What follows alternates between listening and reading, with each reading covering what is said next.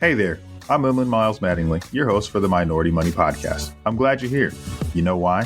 Because this is the place you can come to get your weekly finance, family, and fitness motivation, not only to experience success in those areas for yourself, but also to help others in our community achieve greatness too. Super happy that you're on the show with me, so let's jump right in.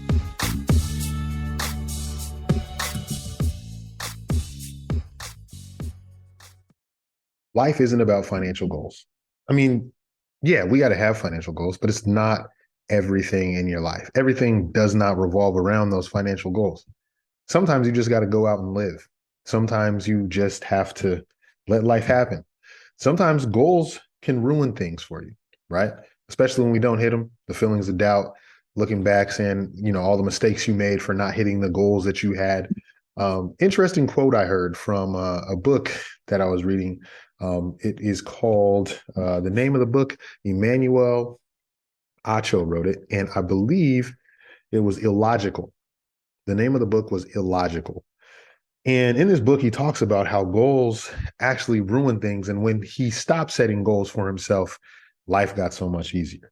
So today, I just wanted to talk to you a little bit about, a few things around goals and how they can help you and how they can also hurt you. But the first thing I wanted to talk about was just, this is Black History Month. So if you're still celebrating Black History Month, I hope you are. I hope you had some good things that you've been able to do this month, some people that you've been able to talk to, some history that you may have learned. One thing that I always love to do every year is try to learn something new about, less known Black history facts. And so hopefully your journey for this month has been great. February for me personally, I wanted to always just kind of go into a personal note. February for me is always, I was going to say a tough month, but it is always a month of reflection. And for me personally, the reason why is because my grandmother and my mom's birthdays are in February. Now, if you listen to the show and you know anything about me, then you know that my grandmother and my mom, who were very important women in my life, both passed away. And so when they pass away, their birthdays are in February. So every year when we come to this time, I love to sit back and think about the good times or the times that we had together and reflect on those moments. And there's a picture that I have of my grandmother in my office, and it looks down, it looks almost like she's looking at me. And then I have a sign above that. It says, work like Bernice is watching, because she is. And so everything that I do, I try to make sure that I do it as if she was watching me. And the reason why I'm bringing this up now, because when you think about this, right, when I was sitting there looking at my grandmother, as we were at the funeral and all that stuff, this is back in 2013, so this is a while back. But when you look there, and I was at a funeral for my cousin this last week, and when you sit there and the person's in the casket and you've reached the end of life, people aren't asking you how much money you put into your 401k. People aren't asking you, what your savings rate was. They don't care. Your credit score is not going to be posted on your casket. None of that stuff is. There's a dash between the year you're born and the year you die. And what did you do with the dash? That's what they talk about at the funeral. That's what they talk about at the end of your life. It's not about your financial plan. And so what is most important to you? That's one of the questions that you want to ask yourself. And have you ever really asked yourself that question? What is important to me? What do I want out of this, right? Out of this life, out of what I'm doing for my family? And we all have these things. I want to provide for my family. I want to make sure they have this. I want to make sure they have that. Great. Why? Why does that matter? Dig deep on your why. Not about what people want to hear, because I get told what people think I want to hear all the time. As soon as I get into a meeting with someone, they're telling me about how much money they may have saved, or usually it starts out with all the things that they feel that they're doing wrong financially. But that really doesn't matter to me at that point in time. And the reason why is because there's some other things that are leading to the why behind the financial missteps that you may be taking. And sometimes you have to spend some time digging. So not what your family wants, right? There's a lot of people that have family members that are trying to push them to do certain things. Like when you were younger, maybe your parents wanted you to be a doctor, or they wanted you to be an attorney because that was what they really wanted you to be. And they know that once you became that, everything else was going to change. There could have been, what your friends want, right? There's a lot of stuff. I talk to my daughter about this all the time about, you have friends, and friends are going to, do things, and they may influence you to do things. But at the end of the day, you got to know what you really want. And only you can know that, and there's this thing where you say, do you truly know thyself? And so, like, do you know yourself? And what do you mean by that? Like, that's truly powerful. So one of the reasons why I started a business, and always throughout my life I've looked for careers with flexibility, is because when I had my children, I wanted to make sure that I was able to attend everything that they had. In my mind, I never knew that's what it was. I just knew that I wanted flexibility, right? This is before I had kids. I knew I didn't want to be tied to a job. Okay. So when I looked out for a job, I always looked for something that I'd be able to move around. Now, lo and behold, when I had children, I was able to still do that. I was able to still go. I still make all their awards assemblies. I still like to make all their games that they have. I still like to do those things. Now, I had to dig deeper. Why is that important to me? Well, because I want to be there for my kids. Well, why do I want to be there for my kids? Well, if we're going to be truthful and vulnerable a little bit on the show, then I'm going to tell you this, because I never met my father. And my grandparents worked so much that they never were able to attend my games.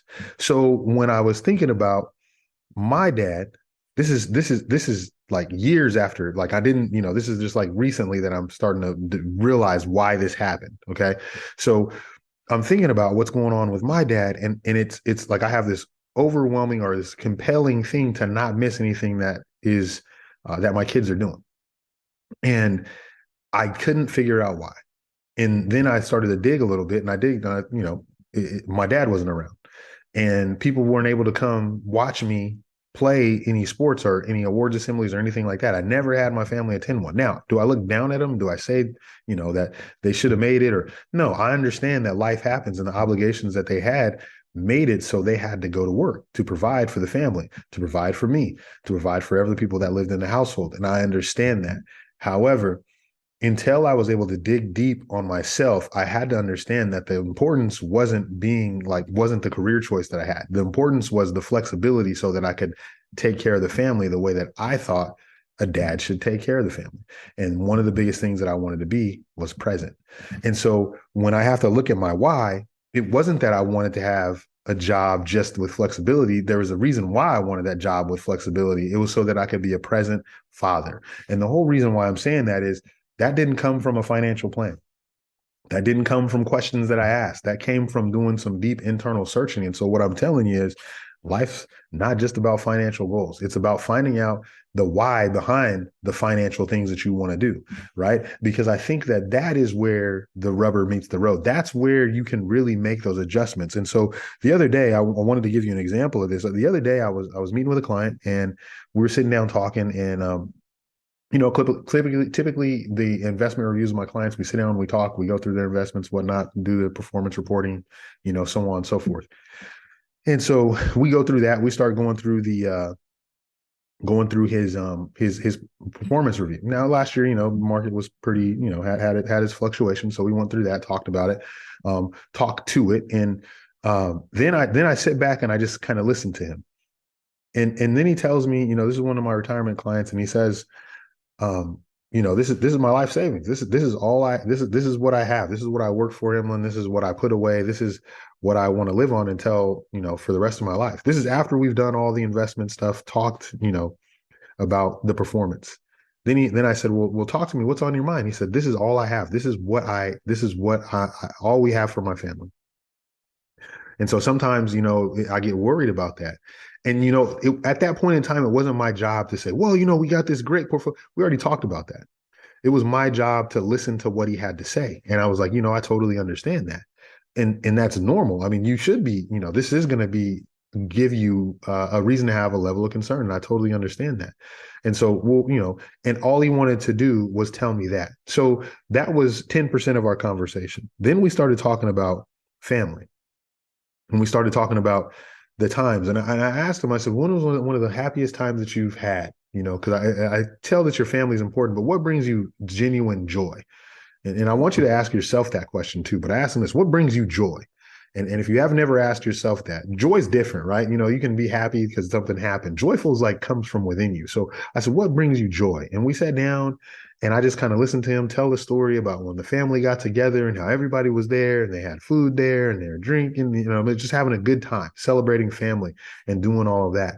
And I looked at him and I said, we've had this financial plan, we've had this stuff, and the family's not even there. We didn't ever talk about that. And he's like, I didn't know I could. Because people think that it's all about the financial goals. But the most important goal that he had was being able to spend time with his family. So, what we did? We planned a trip. I said, we need to plan a trip. We need to do the cabin thing that you did when you were younger with the kids and get you out there barbecuing and doing all the things that you love to do. You should have seen his face light up from that. He was so excited to know that we can talk about things other than money that were equally, if not more, important than the money itself. And so what I'm asking you to do today, this is all I'm asking you to do, is have you ever really asked yourself that question? Do you know yourself and what's important to you beyond your financial goals? I think that's something that you need to dig on. And this is for, whether you're a financial advisor, whether you're just a consumer that's trying to listen to some good financial advice. I believe that this is something that you got to do. Check in with yourself and make sure you ask why something is important. It took a little time for me to get to the why. It took a little time to realize that because I didn't have my father around, and my parents that were taking, my grandparents were taking care of me, but they also had financial obligations that kept them away from coming to some of the extracurricular things that I was doing. They could never come to watch me play sports. It took me digging a little deeper to understand that that's the reason why it propelled me to want to be an entrepreneur, because I never wanted to miss anything. And so I ask you, find out what your why is and leave those financial goals alone for a little while. As you know, this is the Minority Money Podcast. I am your host. Until next time, we are changing the complexion of wealth. Another great show down, but it doesn't have to stop there. Be sure to subscribe to the podcast on whatever podcast app you're listening on now, and give it a good rating, would you? If you feel really connected to the podcast, which I hope you do, find our Facebook community, Minority Money VIP, to support and be supported by others just like you. And again, we're glad to have you. While this podcast is meant to inspire and motivate you to live your best life, it can't be your complete one-stop shop. I know. That really sucks. But I don't know anything about your specific situation. So please reach out to an attorney or a CPA, or you can reach out to me, a financial planner, to help you with your specific situation. To get a hold of us, please reach us at fan@Minority Money Podcast. That's FAN@Minority Money Podcast, so we can get to know you there. Thanks for being here, and until next time.